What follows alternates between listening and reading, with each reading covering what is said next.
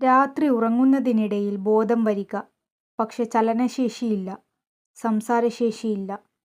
റൂമിൻ്റെ ഒരു ഭാഗത്തുനിന്ന് നിങ്ങൾ ഒന്ന് ചിന്തിച്ചാൽ തന്നെ പേടിപ്പെടുത്തുന്ന രൂപം നിങ്ങളുടെ അടുത്തേക്ക് വന്ന് ദേഹത്ത് കയറിയിരുന്ന് നിങ്ങളുടെ കഴുത്ത് ഞെരിക്കുന്നു. പക്ഷേ നിങ്ങൾക്ക് അനങ്ങാനോ ഒച്ചവെക്കാനോ കഴിയുന്നില്ല. ശ്വാസം മുട്ടുന്നു.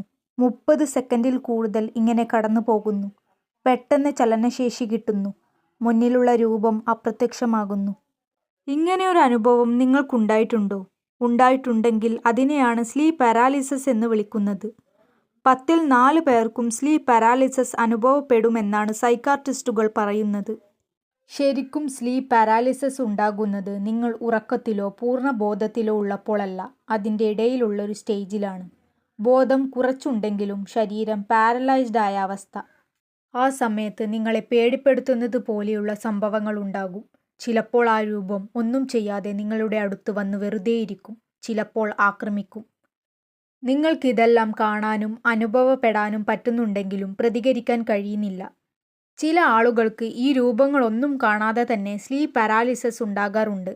ഇത് അനുഭവപ്പെടുമ്പോൾ ആരായാലും ഒന്ന് വിറച്ചു പോകും. കുറച്ച് പേടി കൂടി ഉള്ള ആളാണെങ്കിൽ പറയണ്ട. അപ്പോൾ നിങ്ങൾക്ക് ഇതേപോലെയുള്ള അനുഭവം ഉണ്ടായിട്ടുണ്ടെങ്കിൽ കമൻറ്റ് ചെയ്യൂ.